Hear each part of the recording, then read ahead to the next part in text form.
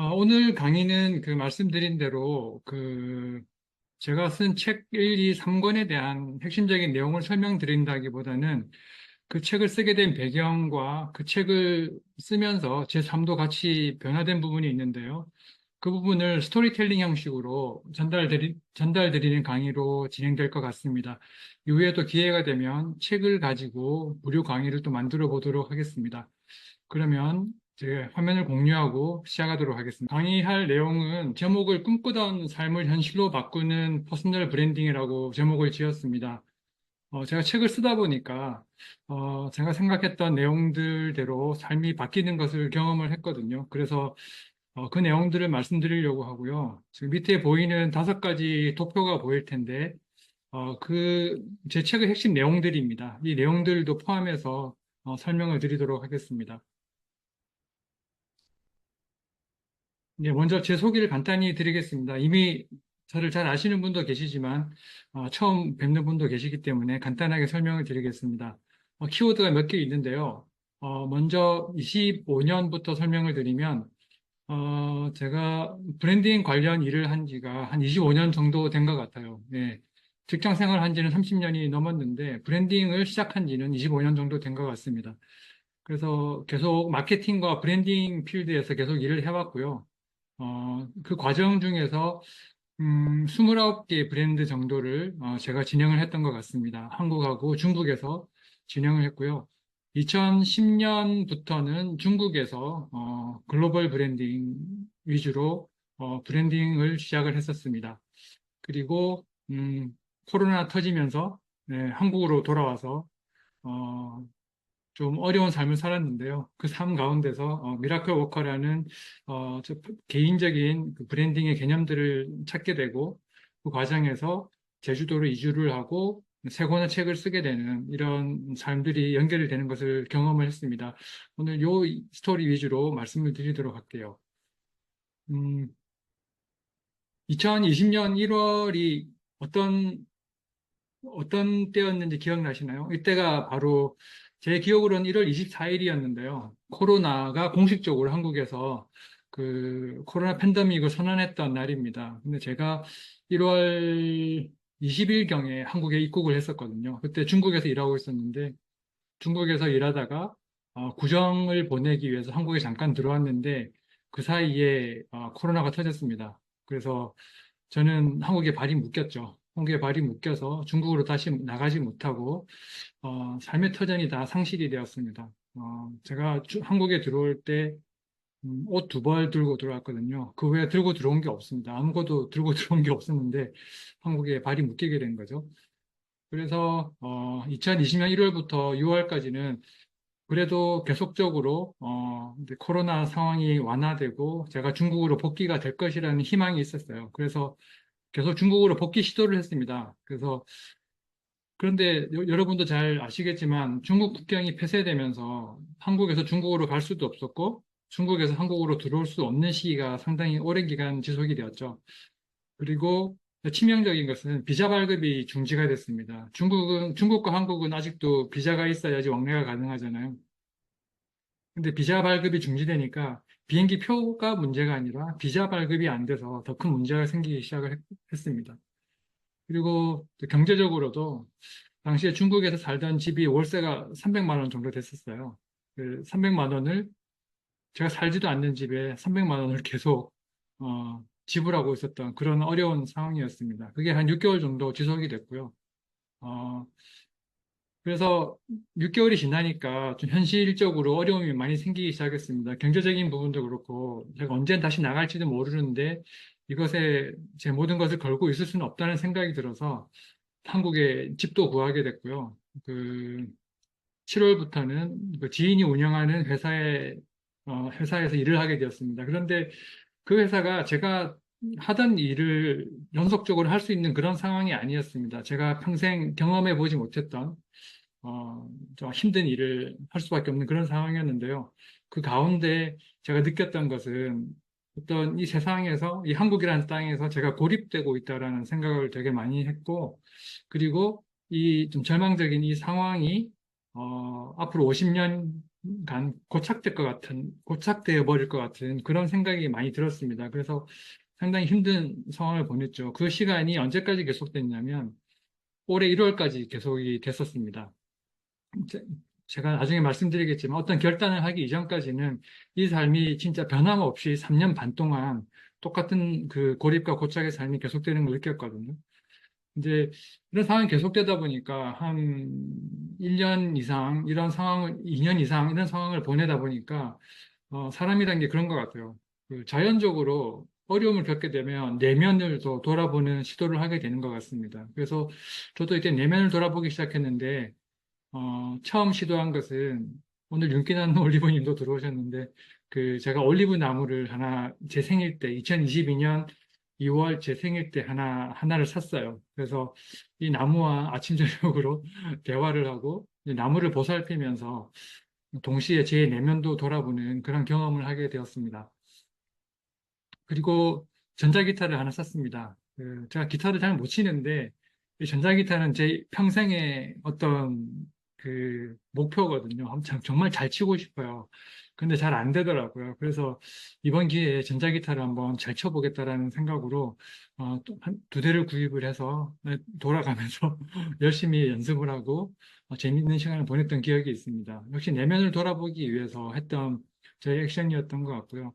마지막으로는 블로그를 다시 시작하게 됐습니다. 제가 네이버 블로그가 처음 런칭했을 때부터 블로그를 했었거든요. 근데 중간에 중국으로 가는 사이에 이제 블로그를 그만뒀었는데, 이때 이제 2022년부터 내면을 돌아보는 시도를 하는 가운데 블로그에다가 다시 글을 쓰기 시작을 했습니다. 이 세 가지가 아주 저한테 중요한 계기가 되었던 것 같아요. 그래서 이제 이런 과정 가운데서 자연스러운 흐름이었던 것 같아요. 내면을 들여다보니까 내가 예전에 OCIC라는 사람은 어떤 사람이었을까 하는 그런 생각이 계속 되기 시작했어요. 그래서 블로그를 시작하면서 했던 것이 어쨌든 제 전공이 브랜딩이었으니까 이제 브랜딩에 관련된 글을 써보자 그런 생각을 하게 되었고요. 그래서 지금 보면 좀 너무 어렵고 힘든 글인데 그때 브랜딩에 관련된 글들 좀 많이 썼던 것 같아요. 두 번째는 그 온라인에 있는 브랜딩 커뮤니티에 두 군데를 가입을 했었습니다. 꽤 유명하신 분이 운영하는 두 군데였는데 그 커뮤니티에 들어가면서부터 좀 브랜딩에 대해서 다시 한번 생각하게 되고 저 내면에 대한 나는 누구였던가에 대해서 다시 생각을 하게 되었어요. 나는 누구였던가를 생각하다 보니까 옛날 생각이 나더라고요. 제가 1994년 12월에 그 이랜드 그룹에 입사를 했었거든요. 그래서 한국 회사로는 처음이자 마지막 회사였습니다. 제가 2016년 그 정도까지 이랜드 그룹을 다녔거든요. 근데 지금 여기 화면에 나와 계신 분이 창업자이신 박성수 회장님인데요. 저는 이분을 상당히 존경합니다. 근데 이분이 어, 신입사원 교육이었는데 1994년 제 기억으로는 12월 6일이었어요. 12월 6일 날 첫 강의 때 회장님 강의를 하셨어요. 아침 6시 반에 강의를 하셨는데 그때 질문이 이거였습니다. 당신의 비전을 종이에 써보세요. 상당히 당황스러운 질문이더라고요. 그 아직 대학을 졸업하지도 않았던 대학교 4학년 푸릇푸릇한 사람이 강의를 듣고 있는데 갑자기 비전을 써보라고 하니까 앞이 막막하더라고요. 비전이란 의미도 몰랐고요. 제가 무슨 의미로 살고 있는지 전혀 생각해 보지 않았던 때라 상당히 어려운 질문이었는데 이때 어떻게든 저는 답을 써냈던 것 같아요. 그 답을 써낸 것이 어, 제가 2022년에 내면을 고민하기 시작하면서 30년 전에 썼던 답이 30년 후에 다시 되살아나는 걸 느꼈거든요. 그만큼 비전이라는 것은 한번 자기 마음에 새겨지게 되면 어, 계속 지속된다는 그런 생각이 들었습니다. 그때 제가 회복되었던 그 비전이 어떤 것이었냐면 이건 딱 30년 전에 제가 종이에 썼던 그 비전 그대로입니다. 이것이 뭐냐면 제가 크리스찬이거든요. 그래서 그때 종이에 써서 제출했던 제 비전은 그 하나님이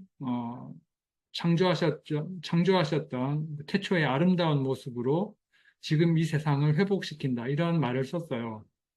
제가 뭘 알고 썼겠습니까? 그냥 어릴 때부터 교회 다녔으니까 교회에서 이렇게 들었던 내용을 갑자기 생각이 나서 숙제를 해야 되니까 바로 써서 내야 되니까 한 시간만이 이 말을 써서 냈던 것 같은 이 말을 써서 냈는데 이 말이 제 마음속에 30년 동안 자리 잡고 있었던 것 같아요. 1994년에 썼던 그 말이 2022년 12월에 제 마음속에 그대로 다시 회복되는 것을 제가 경험을 했습니다.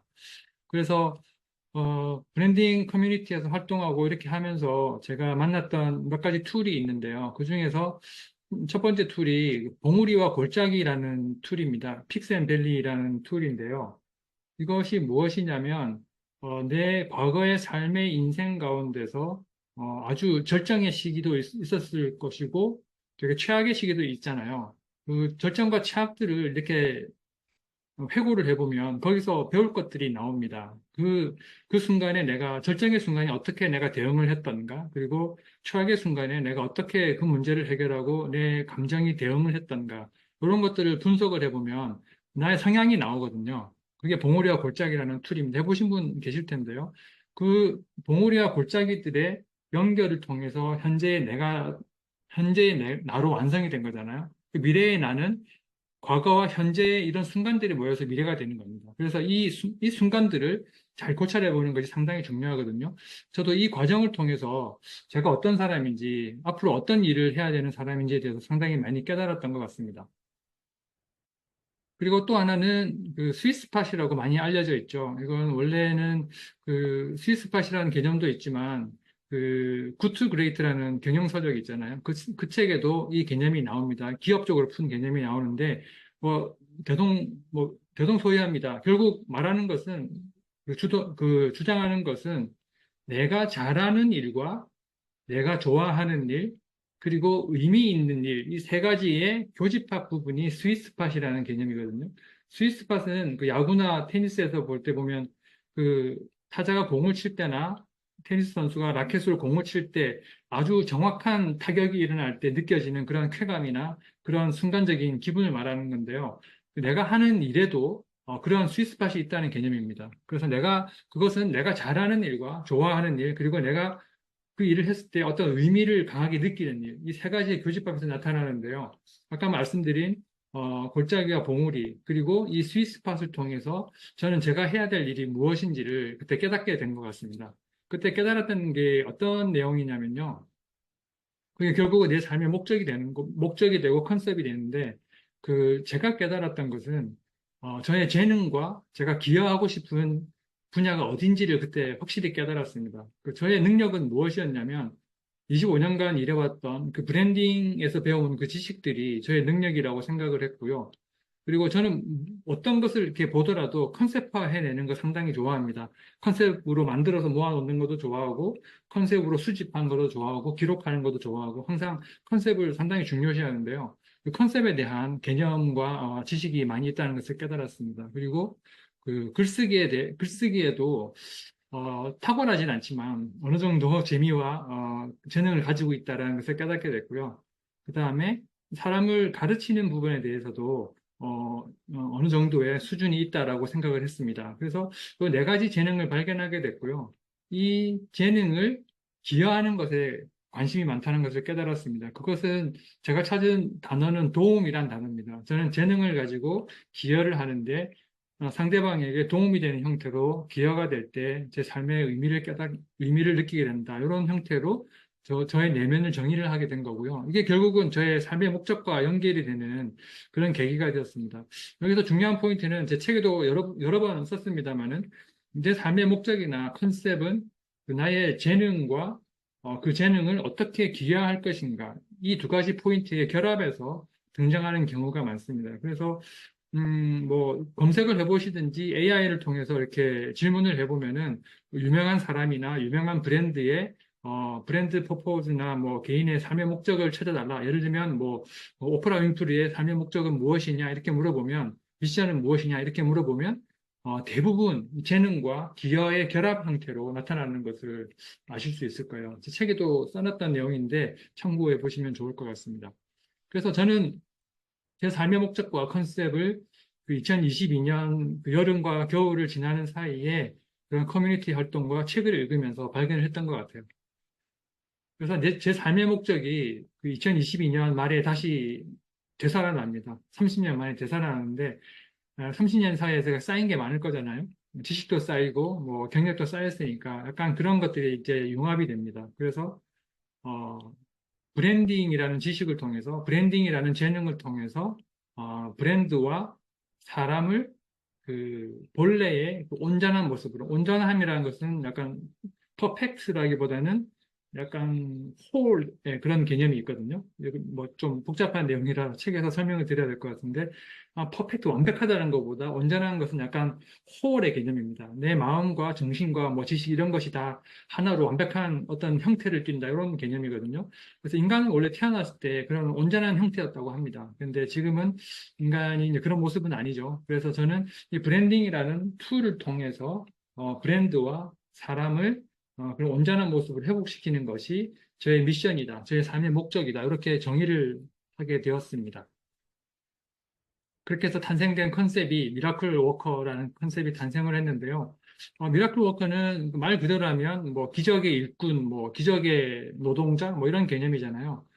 이 말은 결국은 이런 의미가 있습니다. 그 삶의 목적을 회복하고 제 삶의 목적이 삶의 목적을 회복하는 거잖아요. 삶의 목적을 회복하고 그 목적대로 살아내는 것이 상당히 어렵습니다. 그래서 목적을 찾고 목적대로 살아낼 수 있다면 그것이 기적이다. 저는 그렇게 생각을 하거든요. 그래서 그런 삶을 살아가는 사람들이 바로 미라클 워커일 것이다. 저는 그렇게 생각해서 이런 로고를 만들고 이런 BI를 만들었습니다. 아직 법인화는 하지 않았지만 빠르면 올해 안에 요 미라클 워커로 진행을 하지 않을까 생각을 하고요. 작년에 이미 이 특허 신청은 이미 해놓은 상태입니다. 아직 등록은 안 됐고요. 음, 그래서 미라클 워커, 그런 기적의 삶을 사는 사람은 어떤 삶이 되냐면 제가 블로그하고 책에도 상당히 많이 여러 번에 소개해 드렸었죠. 그 목적대로 사람이 살게 되면은요, 그 아침에 일어났을 때 설레는 마음으로 일어날 수가 있게 됩니다. 그 아침에 보통 일어나면 침대에서 빠져나오기 힘들잖아요. 그런데 내가 정말 내가 목적으로 한 그 삶대로 살고 있다면 아침에 설레는 마음으로 일어날 수가 있습니다. 이건 제가 경험해 봐서 정확히 말씀드릴 수 있고요. 그래서 제가 그 미라클 워커 게이지라는 도구를 통해서 내가 아침에 설레는 마음으로 일어났는지를 매일매일 체크하는 겁니다. 그게 상당히 중요하거든요. 그래서 설레는 마음으로 아침에 일어나게 되면 그 하루가 상당히 긍정적인 하루가 됩니다. 당연하겠죠. 목적으로 사는 사람, 설레는 마음으로 아침을 시작하는데 하루가 긍정적이지 않을 수가 없습니다. 그래서 일단 하루를 보내게 되면 잠들기 전에 또 뿌듯한 그 잠자리에 들 수가 있게 되는 거죠. 그래서 그 아침에 일어났을 때 저는 제 마음의 설렘 정도를 측정을 하고요. 자기 전에는 제 마음의 그런 뿌듯한 정도를 측정하는 그런 습관이 들어 있습니다. 그게 상당히 중요하다고 생각을 하고요. 뿌듯한 저녁을 맞이하면 또 당연히 아침에 일어날 때 설레는 마음으로 일어날 수가 있습니다. 그래서 제 삶의 목적을 찾고 나서 작년부터 시작한 일이 있습니다. 블로그는 이미 시작을 했고요. 2023년 6월 달부터는 결국은 내가 나의 재능, 즉 브랜딩 지식으로 세상을 회복시키고 싶다고 했으니까 회복시키는 도구로 첫 번째로 생각한 것이 책이었습니다. 이미 블로그로는 그 일을 시작을 했지만 책의 영향력이 좀 더 클 것이다라고 생각이 들었어요. 그래서 책을 써야겠다는 생각을 먼저 했습니다. 어, 그때 책을 써야겠다는 생각과 동시에 근데 제가 평소에 평생 동안 인생책으로 삼아왔던 책들을 다시 읽기 시작을 했고요. 그 책이 이제 앞에 나와 있는 세 가지 책입니다. 영적 침체라는 책과 모험으로 사는 인생, 소명 이렇게 세 가지 책인데요. 이 책을 통해서 제가 책에서 자주 이야기하는 뭐 지정의 개념이라든지 목적의 어떤 그런 개념이라든지 미션과 비전에 대한 개념 이런 것들이 다 이 세 가지 책에서 많이 개념을 잡을 수 있게 되었습니다. 그리고 이때 아주 중요한 책을 하나 만나는데요. 그 마셜 골드스미스가 쓴 트리거라는 책을 만나게 됩니다. 이 책을 만나게 되면서 제가 제 삶을 좀 다스리는 방법에 대해서 많이 배운 것 같아요. 그 목적을 따라서 사는 것 자체도 중요한데 그 목적을 따라 사는 삶이 좀 정리가 돼야 될 것 같았어요. 제가 워낙 성격이 급하고 좀, 좀 정의로운 마음이 좀 강한 사람이라 불의를 보고 제가 참을 수가 없거든요. 그래서 이런 트리거란 책을 보면서 그런 저의 속 마음을, 속 사람을 좀 많이 바꾸는 계기가 되었습니다. 그래서 이 네 가지 책을 통해서 제가 책을 써야겠다는 마음이 생겼고, 그 기반이 되는 많은 아이디어들을 얻을 수 있는 책이 되었었습니다. 그리고 책을 써야 하니까 책을 써야 되죠. 그래서 2023년 6월부터 제가 책을 쓰기 시작했습니다. 책을 쓰면 뭐부터 쓰게 될까요? 서문을 먼저 쓰게 되죠. 서문을 쓰고, 그 다음에는 목차를 쓰게 됩니다. 그래서 2023년 2월에 서문과 목차를 쓰기 시작했는데요. 10개월째 서문과 목차를 쓴 겁니다. 그러니까 2023년 12월까지도 목차와 서문을 완성을 못했어요. 실행을 제대로 못한 거죠. 실행하는 방법을 이때까지는 몰랐던 것 같습니다. 그래서 고민이 많았죠. 책은 써야겠다고 공언은 했는데 진도는 나가지도 않고 이러다가 언제 책이 완성될지 알 수 없는 그런 상황이 계속 진행이 됐었어요. 네, 그러다가 2023년 11월 정도에 이런 아이디어가 떠올랐습니다. 환경을 바꿔야 실행을 할 수가 있다. 지금 내가 부산이라는 도시에서 원하지 않는 회사에서 원하지 않는 일을 하는 이 환경에서는 책을 쓴다는 실행은 도저히 할 수 없다라는 결론을 제가 내리게 되었습니다. 그때 그 결론을 도와줬던 두 가지 책이 있는데요. 한 가지는 그 샤를 페팽이라는 프랑스 철학자가 쓴 책입니다. 철학자지만 고등학교 선생님이기도 한데요. 이 책을 단 한 걸음의 차이 자신감이라는 책인데 이 책에서는 제가 어떤 개념을 얻었냐면, 실행에 대한 어떤 개념을 얻었냐면요. 그 실행이라는 것은 자신감을 가지고 하는 것인데, 그 자신감이라는 것은 그 불확실성이라는 것이 다 제거된 이후에 하는 것이, 얻을 수 있는 것이 자신감이 아니다라는 것을 깨달았어요. 그 이분이 하는 말은 뭐냐면은, 실행하는 것, 즉 자신감으로 실행할 때는 불확실성을 불확실성이 아직 여전히 있음에도 불구하고 그 불확실성을 안고 가는 것이 자신감이다. 이렇게 이야기를 하더라고요. 제가 거기서 큰 깨달음이 있어서 나도 환경을 바꾸는 것이 어, 실행할 수 있는 트리거가 되겠구나. 이런 개념들을 깨닫게 되었어요. 또 한 가지 책이 있는데 존 크라운볼츠가 쓴 빠르게 실패하기라는 책입니다. 이 책은 읽어보신 분들 분명히 계실 거라고 생각을 하는데 이 책에서 제가 얻었던 개념은 실행은 빨리 할수록 좋다라는 것을 깨달았어요. 두 책이 비슷한 개념이죠. 실행을 할 때, 빨리 실행 못하는 이유는 내가 준비되지 않았기 때문에 실행을 못하는 거잖아요. 빠르게 못하는 거잖아요. 그런데 이분이 주장하는 것은 빠르게 실패할수록 성공은 빨리 온다라는 개념입니다. 그래서 빠른 실행을 성공보다 어떻게 보면 더 상위 개념으로 이야기를 하는 사람이거든요. 그래서 그 미국의 그 국무장관을 지냈던 그 콜린 파웰이 한 이야기가 있습니다. 실행은 준비가 40%에서 70% 정도 되었을 때 실행하는 것이 가장 좋다라고 이야기를 하더라고요. 그게 무슨 의미냐면 40% 정도, 40% 이하로 준비됐을 때 실행하는 것은 무모한 실행이 되는 겁니다. 너무 준비가 부족한 거죠. 실패하게 되겠죠. 그리고 70% 이상 준비된 이후에 실행하는 것은 영원히 실행 못하는 거라고 그러더라고요. 70% 이상 준비될 수는 없는 상황이라고 이야기를 합니다. 그래서 40%와 70% 사이 정도 준비되었을 때 실행하는 것이 가장 좋은 것이다. 결국은 이 두 가지 책을 통해서 저는 실행은 지금 당장 실행을 해야 된다. 그리고 그 실행을 하기 위해서는 환경을 바꾸는 것이 가장 빠른 실행을 위한 실행이 되겠다라는 것을 깨닫게 되었습니다. 11월 달에 그것을 깨닫고 그 12월 달에 작년 12월입니다. 얼마 되지 않았죠? 거의 뭐 8개월밖에 안 지났습니다. 작년 12월 달에 실행을 위한 실행을 시도를 합니다. 네, 벼랑 끝에 여기 나와 있는 그림처럼 벼랑 끝에 서기로 결정을 했습니다. 네, 벼랑 끝에 선다는 것은 벼랑 끝으로 몰린다는 개념이 아니고 벼랑 끝에서 뛰어내린다는 개념이죠. 그래서 저는 저 벼랑 끝에서 뛰어내려서 어, 어디론가 가기로 결심을 합니다. 그래서 그 실행을 위한 첫 번째 실행으로 저는 그 회사에다가 사직서를 제출을 했습니다. 12월 1일 날 사직서를 제출을 했습니다. 회사에서는 만류를 하겠죠.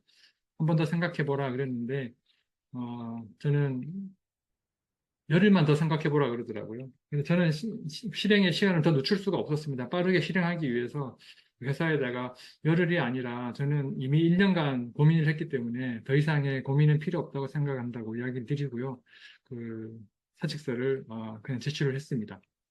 12월 1일 날 사직서를 제출을 했는데 여기서 깨달은 것은 아까 보여드렸던 그 자신감이라는 책에 나와 있듯이 그 샤를 페페잉이라는 분이 자신감은 포괄적이다라는 이야기를 했어요. 이게 무슨 말이냐면 그 첫 번째 실행이 가장 어렵고 중요하다는 얘기를 하는 겁니다. 그래서 첫 번째 실행을 잘 실행을 하고 성공을 시키게 되면 그 다음부터 오는 실행은 좀 장르와 카테고리가 다르더라도 그 성공의 경험을, 실행의 경험을 그대로 적용할 수 있다는 얘기입니다. 그래서 자신감이란 것은 한번 발휘하게 되면 어떤 분야에서든 자신감을 똑같이 발휘할 수 있다. 이것이 바로 자신감의 포괄성인데요.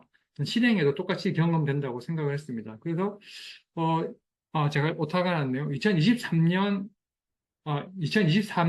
12월 1일 날 사표를 내고 두 달 후인 2024년 1월 31일 날 퇴사를 하게 됩니다. 퇴사를 하게 되고 퇴사를 하고 나서 3주 후에 제주도로 무작정 가서 집을 계약을 하고 옵니다. 예, 이게 한번 사표를 내는 그 실행이 벌어지니까 퇴사와 제주도 집 계약이라는 실행은 아주 쉽게 진행이 되더라고요. 그리고 마지막으로 3월 19일 날 제주도로 이주를 완성을 했습니다. 그 11월 달에 그런 마음을 먹고 약 4개월 만에 이 모든 일이 다 일어났습니다. 상당히 어려운 결정이었죠. 그 직업을 포기해야 되고 삶의 터전을 포기해야 되는 그런 상황인데 그래도 나의 삶의 목적이 회복이 되니까 이런 실행들이 순차적으로 효과적으로 일어나는 것을 깨달을 수가 있었어요. 그래서 3월 19일 날 이사 오자마자 그 3월 19일 새벽 12시 9분 배를 여수에서 타고 새벽 5시경에 제주도 제주항에 도착을 했습니다. 그래서 아침에 식사를 하고 이삿짐이 도착하는 12시경에 집으로 와서 이삿짐을 옮기고요. 그날 바로 이렇게 어, 글을 쓸 수 있는 환경을 세팅을 했습니다. 여기가 저희 집이 복층인데요. 2층에다가 이렇게 글을 쓸 수 있는 환경을 만들었습니다. 한 가지 실수한 게 있는데 2층에 에어컨이 없어요. 그래서 3월 19일 날 와서부터 한 6월 달까지는 크게 어려움이 없었거든요. 아주 막 책도 잘 써지고 모든 일이 잘 이루어졌는데 여름이 오면서 힘들어지기 시작했습니다. 에어컨이 없다는 것을 그때 깨달았고요. 그래서 지금도 에어컨이 없어서 지금 선풍기로 지금 틀어놓고 지금 강의를 드리고 있습니다. 그래서 환경을 세팅하면서 제 마음속에 먹었던 마음이 있습니다.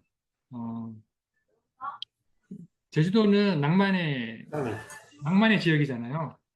그래서 낭만이 그 현실보다 커져서는 안 되겠다는 생각을 했습니다. 그래서 파레토의 법칙을 적용을 해서 낭만은 20%만 즐기겠다. 이 20%의 낭만을 80%로 증폭시키는 삶을 살겠다. 이런 마음을 먹고 지금까지 유지를 해오고 있습니다. 그래서 시간 사용도 낭만에 쓰는 시간은 20% 정도로 축소시키고 있고 그 20%를 즐길 때 최대한 즐기자 이런 마음으로 지내고 있습니다. 그래서 어, 제가 제주도로 이주하는 것까지의 실행을 한 결과가 한 네 가지 정도가 있는데요. 첫 번째 결과는 책 세 권입니다. 3월 19일 날 와서 그때부터 바로 책 쓰기를 시작했어요. 그 민자님이 운영하시는 전자책 쓰기 모임에 들어가서 오늘 여기 참석하신 분들 중에도 그 민자님의 그 커뮤니티 출신 분들이 꽤 계신데 그분들과 함께 책 쓰기를 시작을 했습니다. 그래서 첫 번째 책이 목적의 힘인데 5월 8일 날 5월 8일 날 출간이 됐고요. 두 번째 책은 6월 25일 날 컨셉의 힘이 출간이 되었습니다.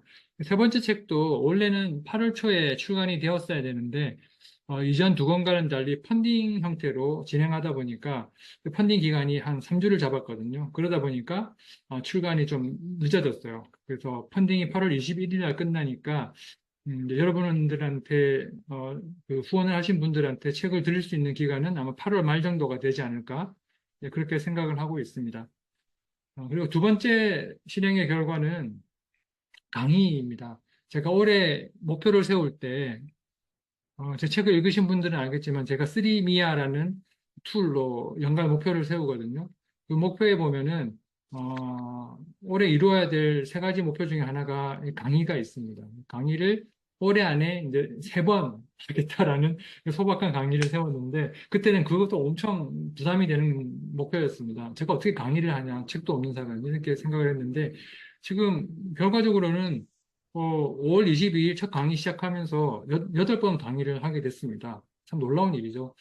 제가 생각해도 놀랍습니다. 어떻게 이런 일이 벌어졌는지 모르겠는데, 어, 큰 계기가 있었죠. 제주도에 와서, 제주도 온 그 다음날 만난 분이 계세요. 지금 여기에 사진에 이분인데요. 이분이 대안학교 교장 선생님이신데요. 그리고 청년 커뮤니티를 운영을 하고 계신 분이에요. 이분을 만나게 되면서 급격하게 강의로 연결이 됐습니다. 이분을 우연찮게 길에서 만나가지고 이분하고 이야기를 하게 되다가 그러면 제가 어떤 일을 하는지 설명을 드렸더니 그럼 강의를 해달라 이렇게 된 겁니다. 그래서 강의 준비 시간을 좀 달라고 하고 5월 22일부터 제가 강의를 이 팀하고 강의를 같이 하게 된 겁니다. 한 40명 정도 되는 규모인데요. 지금도 한 달에 한 번씩 계속 만나면서 서로 커뮤니케이션을 하고 있습니다. 그리고 어, 오늘 하는 이 강의까지 해서 총 8회 강의를 제가 하게 되었더라고요. 예, 실행의 결과 두 번째였고요. 실행의 결과 세 번째는 4월 24일부터 컨설팅을 진행하게 되었습니다.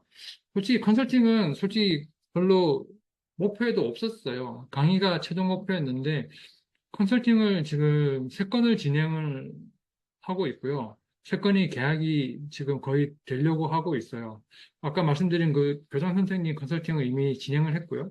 그다음에 제주대학교에 있는 창업 동아리에 이번 주 목요일 날, 이번 주 금요일 날, 제가 컨설팅을 하러 갑니다. 그리고 서울에 있는 화장품 브랜드인데요. 그 브랜드가 법인화를 하는 과정에서 좀 체계적으로 브랜딩을 하고 싶다고 해서 이제 그 회사를 브랜딩 컨설팅을 해주기로 했습니다. 그리고 또 역시 서울에 있는 공간 대여하는 작은 브랜드인데요.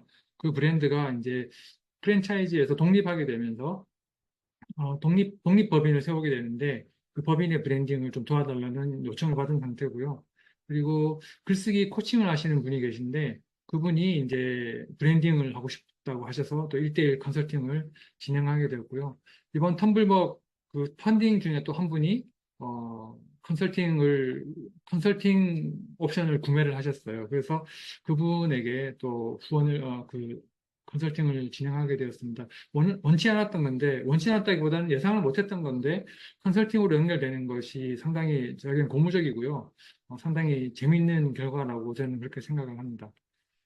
그리고 네 번째는 지금 사진에 보시는 것처럼 그 만남이 상당히 유기적으로 많이 일어났습니다. 제가 블로그를 해서 그런 것 같기도 한데요. 제주도에 오자마자 그 제가 모르는 분들한테 연락이 엄청 많이 왔습니다. 지금 여기 계신 분도 제가 저번 달에 만났던 분들인데요. 이분들은 제가 태어나서 한 번도 만나본 적이 없는 분들입니다. 그런데 이분들이 저한테 연락이 와서 같이 이야기 좀 나누자 이런 경우가 상당히 많았어요.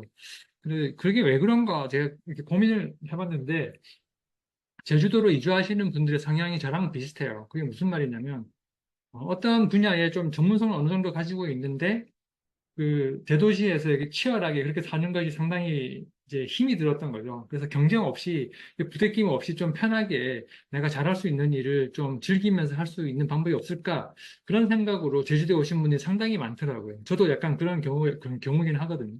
그래서 그런 분들이 특징이 뭐냐면은 외롭습니다. 외롭고 어떤 그 마음속에 어떤 욕망들이 많이 있으세요. 그래서 어떤 사람이 제주도로 입도를 했다. 그러면은 우르르 몰려드는 경향이 좀 있습니다. 이분들이 다 그렇게 저랑 만나게 된 분들이거든요. 그래서 그런 분들하고 계속 만나면서, 뭐 컨설팅 계약도 생기게 되고, 뭐 강의도 하게 되고, 이런 일들이 많이 벌어지는 것 같아요. 그래서 저는 환경을 바꾸기 위해서 제주도를 선택을 했는데, 그 결정이 정말로 저에게 크게 결정적으로, 영향력을 미쳤다. 저는 그렇게 생각이 들더라고요. 잘한 결정이라고 생각을 합니다. 이런 네 가지 정도의 그런 이런 실행의 결론들을 제가 찾을 수 있었고요.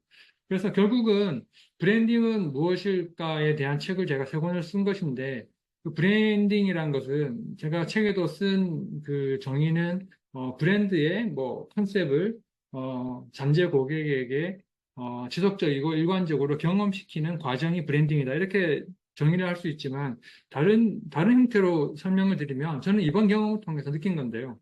그 브랜딩이란 것은 이렇게 세 가지로 또 설명할 수가 있습니다. 목적을 찾는 것이 브랜딩입니다. 목적이 없는 브랜딩은 지속할 수가 없기 때문이거든요. 그리고 그 브랜드는 컨셉으로 정리되어야 브랜딩이 될 수 있다는 겁니다. 목적은 나를 위한 것이고요. 컨셉은 나의 목적이 고객을 바라보는 것입니다. 고객이 봤을 때 이해되는 형태로 만드는 것이 컨셉이거든요. 그래서 브랜딩은 컨셉으로 정리되는 것이다. 그리고 마지막으로는 이렇게 정리된 목적과 컨셉을 실행하는 것이 브랜딩이다. 저는 이렇게 생각을 깨닫게 됐습니다. 원래는 이렇게 생각 안 했는데요.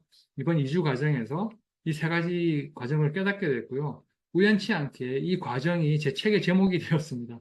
좀 재밌고도 놀라운 현상인데요.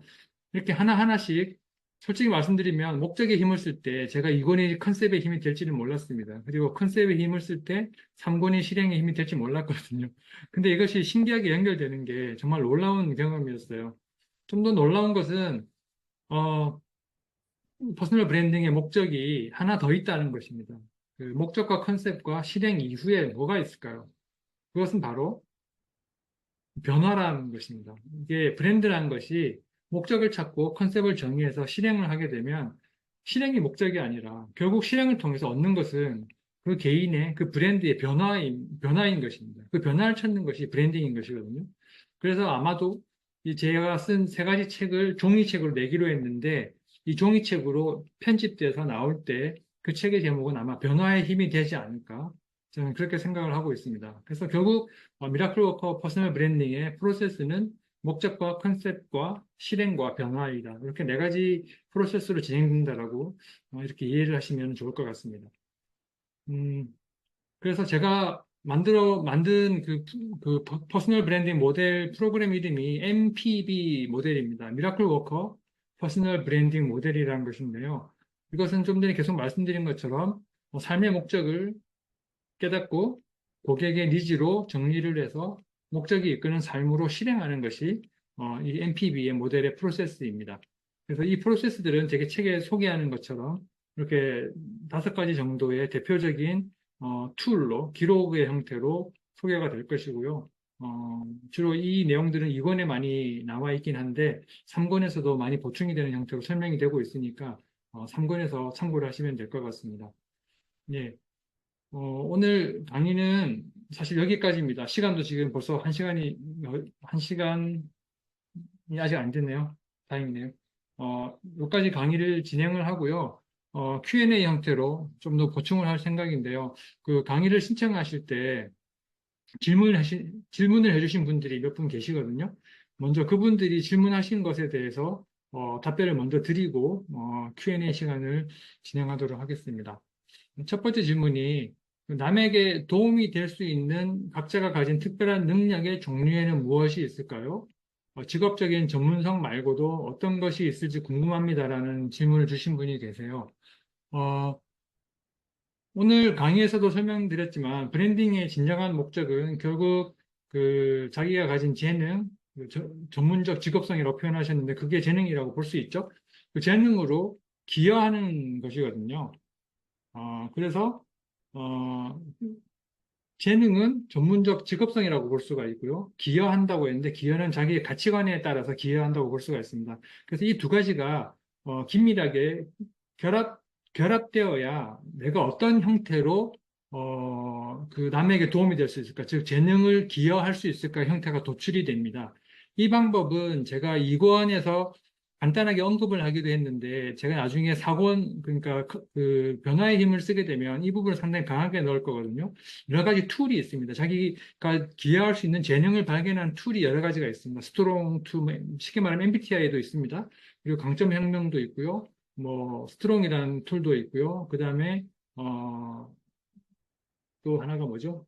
갑자기 생각이 안 나는데 그것도 있고 아까 말씀드린 그 보슨토치 컨셉이나 스위스팟 같은 것도 다 포함이 되는 개념입니다.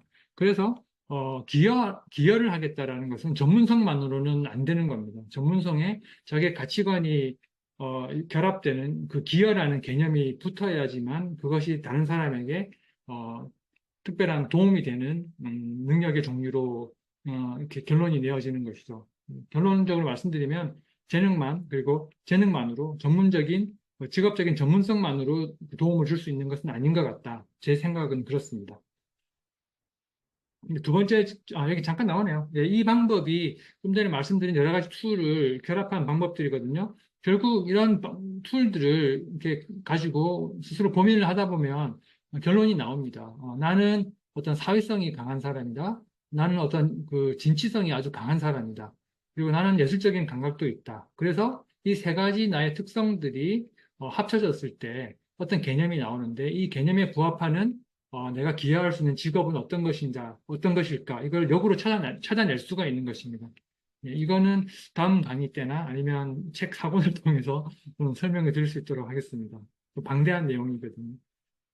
이제 두 번째 질문은 그 제주에서 시작한 5개월 실행하기 위해 준비한 것들과 기간에 대해서 궁금해 하셨는데, 제주라는 지역 선정부터 궁금해 하셨는데, 강의 때 어느 정도 답변이 된 것 같긴 한데요. 한 번 더 말씀드리면은 사실 준비한 건 별로 없습니다. 말씀드렸듯이 이제 제가 잠을 자야 할 곳, 집 계약만 준비를 했고요. 그 외에 이사하는 건 뭐 당연히 준비해야 되는 것이니까.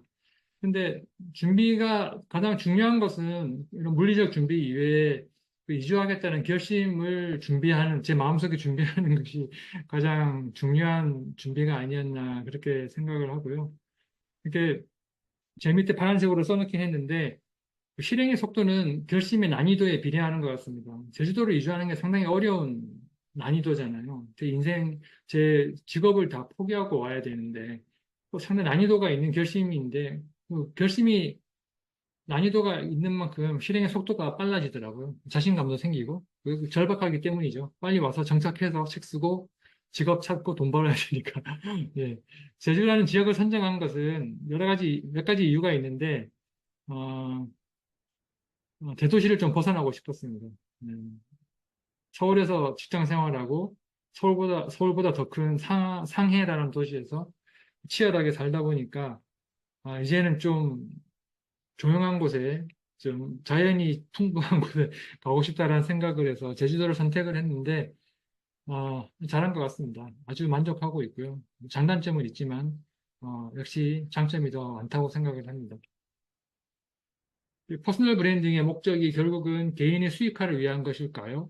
이런 질문을 상당히 많이 받습니다. 이게 상당히 중요한 질문이기도 하고요. 제 견해는 상당히 확고합니다. 확고한데, 너무 그렇게 확고하게 이야기하면 튕겨져 나가시더라고요. 그래서 조금 부드럽게 이야기를 해보겠습니다. 결국 수익화 문제도 가치를 어디에 두느냐의 문제입니다. 그래서 우리 가족을 나는 뭐 경제적으로 풍부하게 이렇게 어려움 없이 살게 만들어주고 싶다. 내 노후를 돈 걱정 없이 잘 먹고 잘 놀고 해외여행도 많이 다니고 이렇게 살고 싶다라는 것이 가치관이면 수익화가 퍼스널 브랜딩의 목적이 될 수가 있습니다. 근데 그걸 제가 어떻게 반박할 수 없는 부분입니다. 개인의 가치관이기 때문에. 하지만 제 생각은 그렇습니다. 그 경제적 자유라는 것이 내 인생의 목적이 되기에는 조금 뭔가 아쉽지 않나 그런 생각이 들거든요. 그래서 결국은 그 나의 목적을 찾고 그 목적대로 사는 실행을 하게 되면 제 주장은 그렇습니다. 경제적인 부분은 그렇게 살아가는 과정에 보상으로 분명히 주어질 것이다. 저는 그렇게 생각을 하거든요. 그게 좀 빨리 올 수도 있고 느리게 올 수도 있겠죠. 그러나 언젠가는 분명히 경제적인 부분은 수익하는 보상으로 따라 붙을 것이다. 저는 그렇게 생각합니다. 그 약간 판단의 근거가 되는 그 인용구가 있는데요. 워렌 버핏은 세계 최고의 부자잖아요. 그분이 하신 말씀이 있어요. 부자들이 아침에 이불을 박차고 일어나 열정적으로 일하게 하는 것은 매우 어렵다라는 이야기를 했습니다. 이 말은 무슨 말이냐면 경제적 자유를 이룬 사람들, 개인의 수익화를 완성한 사람들은 잘 살 것 같은데 오히려 아침에 이불을 박차고 일어나는 것이 더 어려워지더라. 이렇게 이야기한 것은 그것이 인생의 목적은 아니라는 그런 반증이 아닐까 저는 그렇게 생각을 합니다. 방시혁 씨, 요즘 좀 문제가 있긴 하지만 어쨌든 방시혁 씨도 같은 말을 했어요. 성공하니까 경제적으로 좀 더 자유로워진 것은 느껴지더라.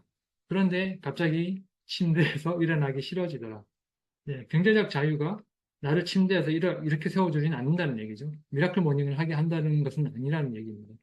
그래서 제 주장은 그렇습니다. 경제적, 경제적 자유, 개인의 수익화 중요하지만 그것은 보상일 것이고 목적을 이루어 나가는 과정의 목표일 것이다. 목표로 작용할 것이다. 약간 비전적인 부분, 미션 아래에 있는 비전, 5년, 3년, 뭐 10년 뒤에 이루어내는 나의 정량적인 하나의 목표 정도로 삼을 수는 있지만 그것이 내 인생의 목적이 되기에는 좀 뭔가 아쉬운 부분이 있지 않을까 저는 그렇게 생각을 합니다. 네, 그리고 나의 강점을 알리는 데 있어서 가장 신경 써야 할 부분을 알고 싶습니다라고 질문하셨는데 이 부분 제가 꽤 오랫동안 고민을 했습니다. 상당히 어려운 질문이었거든요. 그래서 오늘 운전하다가 조금 아이디어가 생겼어요.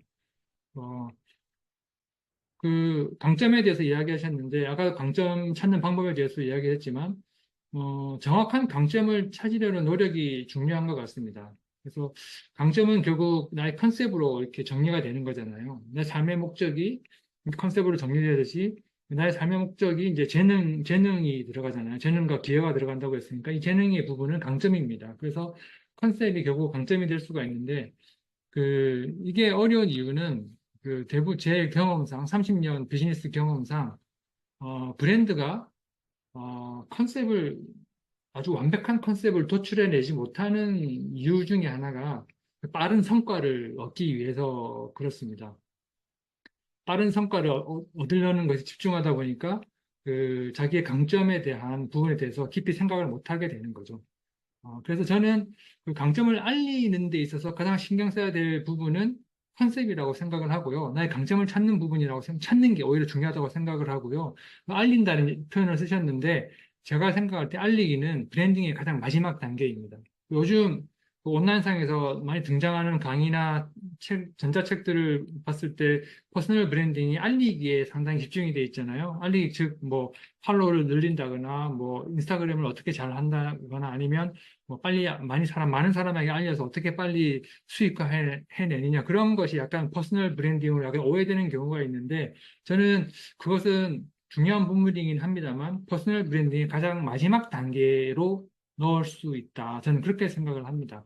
그래서 뭘 알릴 것이냐보다는 어떻게 알릴 것이냐보다는 뭘 알릴 것인지 그것을 자꾸 결정하는 것이 더 중요하고 급한 문제가 아닐까 저는 그렇게 생각을 했습니다. 그리고 여기 마지막 문제였던가요? 자신감이 자만으로 보이지 않게 하는 팁을 알고 싶습니다. 이것도 같은 분이 질문하신 건데, 이 질문도 상당히 어려웠습니다. 그래서 이건 쭉 읽어볼게요. 자신감이 자만이 되지 않기 위해서는 성공할 때나 실패할 때나 한결같은 모습을 보여주면 됩니다. 실패했을 때만큼이나 성공했을 때도 피드백을 해야 됩니다. 이게 무슨 말이냐면, 좀 자만이 있는, 제 생각입니다. 자만이 있는 사람은 실패했을 때, 그 실패에 좀 매몰되는 것 같아요. 실패, 이건 내 능력으로 된 실패가 아니야. 이건 운이 나빴을 뿐이야. 이렇게 치부하는 경우가 많아요. 그런 경우도 많이 있죠. 그럴 수 있습니다. 그런데 그 실패 자체를, 어, 나의 능력으로 인한 것이 아니다라고 주장하는 것 자체가 저는 자만이라고 생각을 하거든요. 그래서 그렇게 되지 않기 위해서는 성공하든 실패하든 거기서 내가 몰랐던 성공 요인을, 실패 요인을 뽑아내는 것이 저는 피드백이라고 생각을 합니다. 그, 제가 옛날에 다니던 회사에서 이런 이야기를 했었어요. 그 내 능력이 모자람으로 성공하고 실패하는 원인이 중요한 게 아니라 내가 몰랐던 원인으로 성공하고 내가 몰랐던 원인으로 실패하는 경우가 훨씬 많은데 60%를 넘는데 그 원인을 찾는 것이 가장 중요하다는 이야기를 했는데 저는 정말 그 말이 맞다고 생각을 하거든요. 나의 능력이 100이 될 수는 없잖아요. 그게 나의 능력이 100이라고 생각하는 게 자만인 것 같습니다. 그래서 그런 표현이 되지 않게 하기 위해서는 성공이든 실패든 그 안에서 그것을 내가 피드백을 해서 그 안에서 성공의 요인, 실패의 요인을 찾아서 내 것으로 만드는 그 행위 자체가 자만하지 않고 오히려 자신감으로 보이지 않나 저는 그렇게 생각을 했습니다. 무지개 바다님 대답이 됐나요? 하나가 더 있군요. 퍼스널 브랜딩은 모든 분야에 적용이 가능한가요? 상담센터나 연구소 설립 시에도 적용이 가능한지 궁금해서 이렇게 물어보셨는데, 브랜딩이라는 것은 모든 분야에 가능합니다. 예, 저는 퍼스널 브랜딩이라는 개념을 처음 발견했을 때도 박수를 쳤습니다. 브랜딩을 개인에게도 적용할 수 있구나. 그전에는 비즈니스에만 적용할 수 있다고 생각을 했었거든요. 그런데 이 질문하신 분의 질문 내용도 마찬가지라고 생각합니다. 그 상담센터나 연구소 설립 이런 경우도 어떻게 보면 약간 비영리 집단이라고 볼 수 있잖아요. 경영이라는 것도 경영은 돈을 벌기 위한 거잖아요. 그런데 비영리 집단의 경영이라는 책도 있습니다. 피터 드루커가 쓴 책 중에 비영리 집단을 위한 경영 이런 책이 있거든요. 마찬가지인 것 같습니다. 브랜딩도 경영의 일종 한 부분이라고 생각을 한다면은 비영리 집단이나 상담센터, 연구소 같은 경우에도 충분히 브랜딩이 저는 적용이 가능하다고 생각을 합니다. 그래서 답을 좀 썼는데 이미 말씀을 드렸네요. 어쨌든 개인이든 영리 집단이든 비영리 집단이든 뭐 상담센터든 연구소든 분명히 탄생의 목적이 있을 것입니다. 그 목적을 찾아내고 그 목적을 컨셉화 해내는 거, 그게 브랜딩이잖아요. 그래서 어떤 경우에도 할 수 있는 것 같습니다. 심지어는 경력 단절된 전업주부님도 브랜딩이 가능하고요. 나이 70이 넘으신 어르신들도 브랜딩이 가능하다고 저는 생각합니다. 어쨌든 그 안에서 목적을 찾고 컨셉을 찾고 실행해내는 것이니까 저는 모든 조직에서는 브랜딩이 가능하다고 생각을 합니다. 예, 오늘 설명은 다 드렸고요. Q&A를 잠시 진행할 텐데, 그 전에 잠깐 설명드리면, 그 미라클 워커 MPB 모델 프로그램은 총 4가지 정도로 진행이 될 겁니다.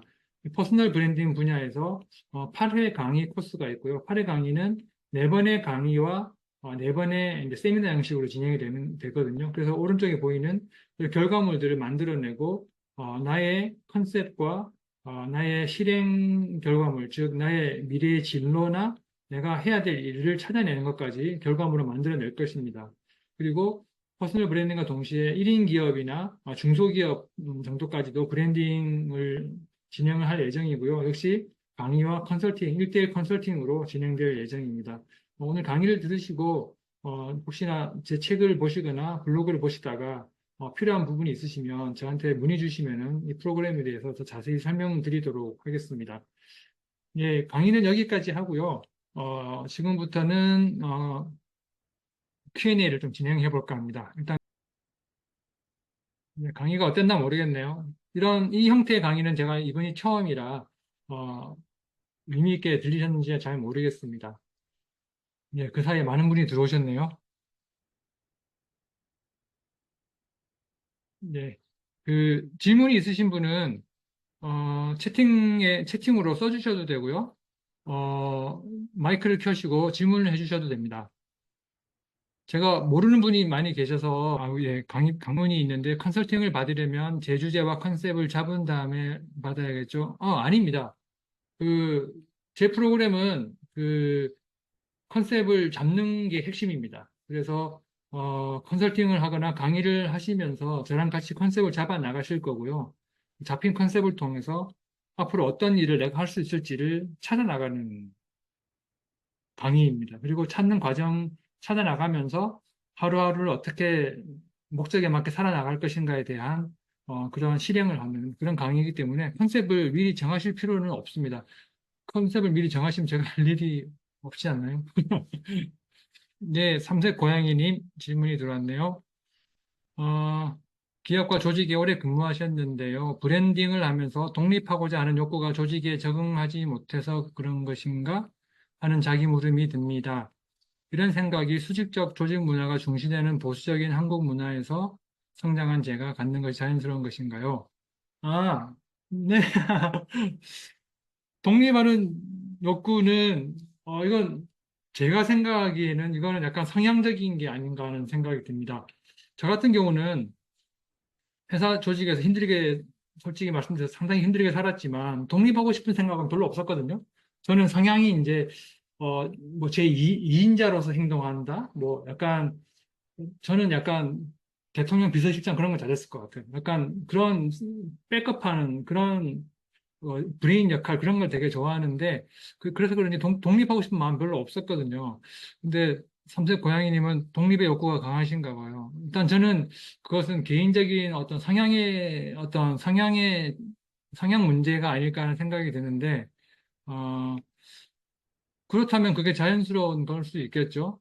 조직 생활에 힘들어서, 조직 문화가 힘들어서 독립하겠다는 것은 상당히 성향적으로 그렇다면 자연스러운 것 같습니다. 그러면은 당연히 독립을 해야 되지 않을까? 저는 그렇게 생각을 하는데요.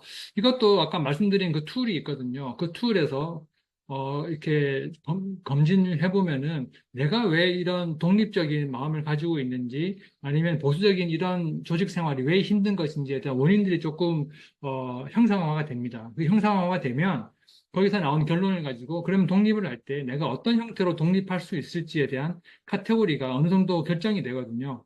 그래서 이게 정말 궁금하시다면 이 내용을 이 내용을 가지고 조금 공부를 하시거나 아니면 제가 나중에 이런 강의를 개설하게 되면 좀 들어보시거나 아니면 저랑 뭐 컨설팅을 하시거나 이런 식으로 하시면은 좀 방향을 잡으실 수 있지 않을까 네, 그렇게 생각이 되네요. 그 툴이 2권에 나온다고요? 2권에는 되게 얇게 나옵니다. 그, 제가 2권에는 그걸 쓸 마음이 없었는데, 컨셉 이야기를 하다 보니까 컨셉 도출하기 위해서는 그 부분이 조금 필수적이긴 하거든요.